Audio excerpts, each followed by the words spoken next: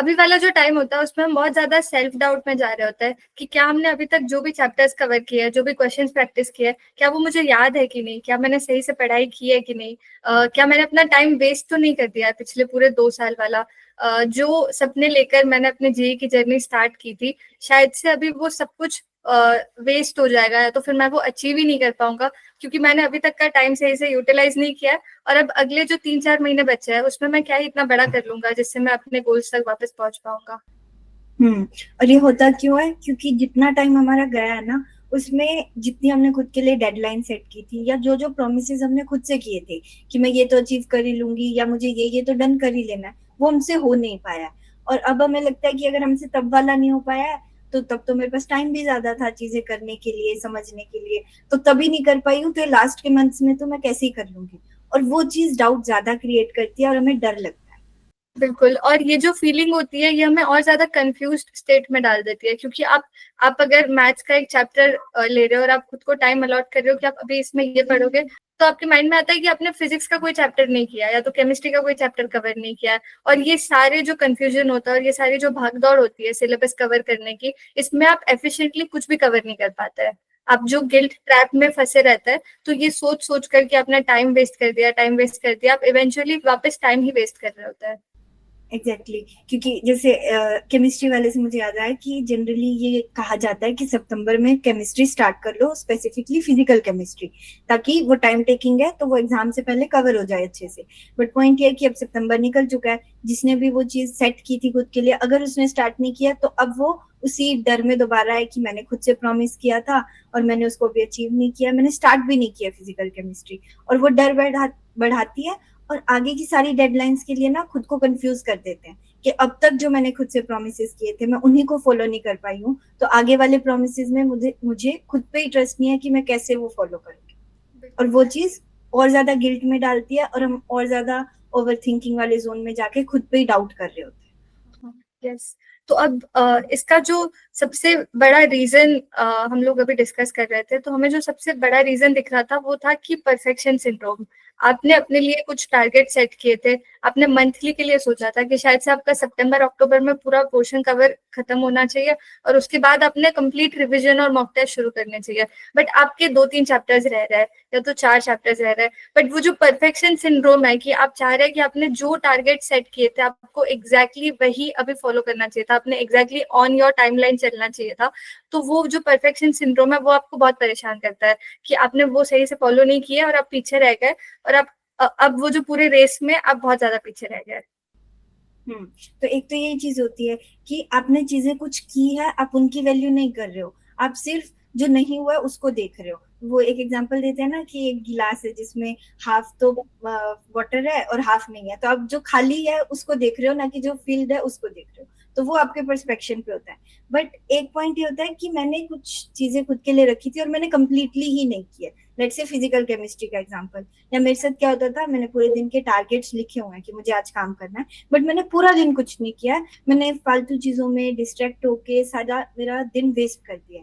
तो वो चीज मुझे रात को बहुत हिट करती थी और वो मुझे भी गिल्ट में डालती थी कि मैं ऐसा कैसे कर सकती हूँ, मैं क्यों खुद को कंफ्यूज कर रही हूँ, क्यों खुद को, मतलब मैं खुद के गोल्स के लिए मैं ही सीरियस नहीं हूँ। तो ये सारे जो थॉट्स होते हैं, ये सारा जो प्रोसेस होता है ना, इसमें हमेशा सबसे इम्पोर्टेंट चीज, जिस इंसान को आपके साथ रहना चाहिए वो आप खुद होते हो। चाहे आपने गलत चीज की है, चाहे आपने सही किया है, आपको खुद के साथ हमेशा रहना होता है। तो पॉइंट ये है कि जब भी मेरे साथ ऐसी कोई चीज होती थी कि मैं डेडलाइन अचीव नहीं कर पाई, या मैंने जो भी चीजें खुद से प्रॉमिस की थी मैं उसे फॉलो नहीं कर पाई, तब सबसे पहले मैं ये देखती थी कि रीजन क्या है। तो मैं हमेशा जर्नलिंग वाला मेथड मेरे लिए सबसे ज्यादा बेनिफिशियल होता था। तो मैं मेरी नोटबुक लेती थी, लिखती थी कि क्या क्या हुआ है, पहले वो लिखती थी, फिर लिखते लिखते मुझे समझ आता था कि वो हुआ क्यों है, तो मैं उसका रीजन भी लिखती थी, देन मैं उसके सोल्यूशन पे जाती थी। तो मुझे समझ आता था कि मैंने ये गलती की क्योंकि मैंने ये काम किया, मुझे ये नहीं करना चाहिए था, वो मेरी चॉइस रॉन्ग थी। तो मैं वहां मेंशन करती थी कि पॉइंट ये है कि अगर मुझे पढ़ना था तो मैंने क्यों फोन उठाया, क्योंकि मुझे तो लेट से मुझे कोई नोटिफिकेशन ही चेक करना था, लेकिन मैं बाद में डिस्ट्रैक्ट हो गई। तो पॉइंट ये है कि मुझे आगे से ध्यान रखना है कि मुझे नोटिफिकेशन के लिए भी नहीं उठाना है फोन, क्यों, क्योंकि मैं पढ़ रही हूँ। तो ऐसे करके मैं सारी चीजें लिखती थी और गिल्ट ट्रैप से खुद को बाहर निकालती थी जर्नलिंग के थ्रू।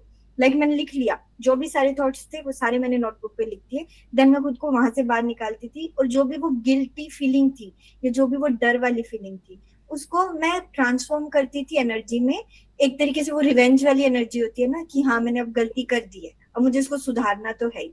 तो मैं उस एनर्जी में जाती थी, जो भी गिल्ट वाली फीलिंग है उसको एज अ फ्यूल यूज करती थी चीजों को ठीक करने के लिए। तब मैं ज्यादा इंटेंसिटी से काम करना स्टार्ट कर देती थी, और वो एक तरीके से कम बैक वाली एनर्जी होती थी, और वो मुझे फिर से सही ट्रैक पे ले आती थी। यस बिल्कुल। और इसी से मुझे याद आ रहा है कि कल हम आउटलायर्स की मीट ले रहे थे एचओपी के ऊपर। एचओपी जो है वो आवर ऑफ पावर होता है, और वो आउटलायर्स का one of the strongest weapon है, ऐसे हम मान सकते हैं। तो तब भी हम क्वेश्चन पूछ रहे थे जब बच्चों से कि उनकी लॉन्गेस्ट सिटिंग कितनी है, या तो ऐसी कौन सी सिटिंग है जिसमें वो एकदम फोकस्ड होकर ज्यादा से ज्यादा टाइम तक पढ़ता है। तो कई लोगों का आंसर था 1 आवर 2 आवर। कुछ लोग हैं जो अभी अभी अभी आदत बना पाए 3 घंटे बैठने की, क्योंकि वो मॉक्स का उन्होंने फ्रीक्वेंसी बढ़ाया होगा। तो ये जो सारे क्वेश्चंस है, ये हमें दिखाता है कि हम कितना ज्यादा थॉट्स और एक्शंस में डिफरेंशिएट कर पा रहे हैं। जैसे अगर मैं सोचूं कि मेरे टाइम पे मैं ऐसे आवर ऑफ पावर एग्जैक्टली सोच कर नहीं बैठती थी पढ़ने। तो मैं 2 बजे पढ़ने बैठ रही हूँ तो मेरा 30-40 मिनट्स तो प्लानिंग में ही चले जा रहा है कि आज मुझे ये करना है, कल मुझे ये करना है, इस चैप्टर में मैं मेरी ये चीजें रह रही है। तो ये रियलाइजेशन होना कि आपके जो थॉट्स है और आपके जो एक्शंस है उसका एक क्लियर डिफरेंशिएशन होना बहुत जरूरी है। बहुत जरूरी है कि आप जब पढ़ने बैठे तो आप एग्जैक्टली अपने टास्क को ही डन कर रहे हैं। आप तब ये सारी चीजों को साइड में रख रहे हैं कि आपने अभी तक का टाइम कितना वेस्ट किया है और आपने कितना यूटिलाइज किया है। ये सारे रियलाइजेशंस को एकदम साइड में रखकर जो आपके पढ़ाई वाला टाइम है वो बिल्कुल अफेक्ट नहीं होना चाहिए ये सबसे।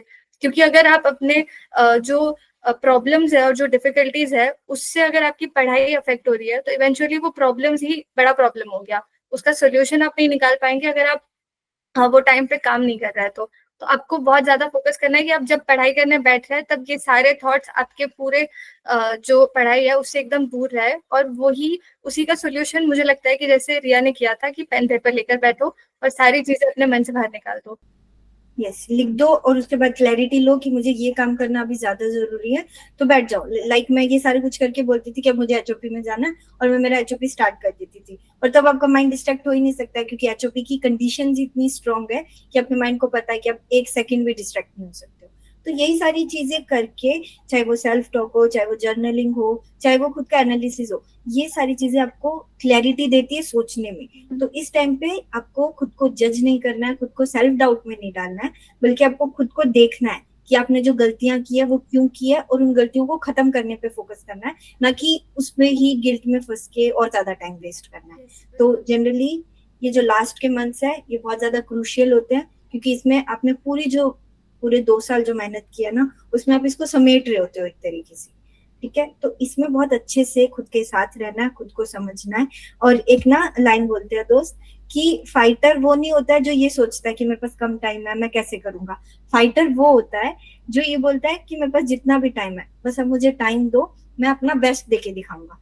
तो आप एज अ फाइटर खुद को लेके चलोगे, आपको जितना टाइम मिल रहा है, चाहे वो लास्ट के 3 मंथ्स है 4 मंथ्स है, आपको इसमें खुद का बेस्ट देना है। और जितना बेस्ट दे सकते हो अपने एफर्ट्स पे ज्यादा जान लगानी है, क्योंकि जर्नी हमेशा इंपॉर्टेंट होती है।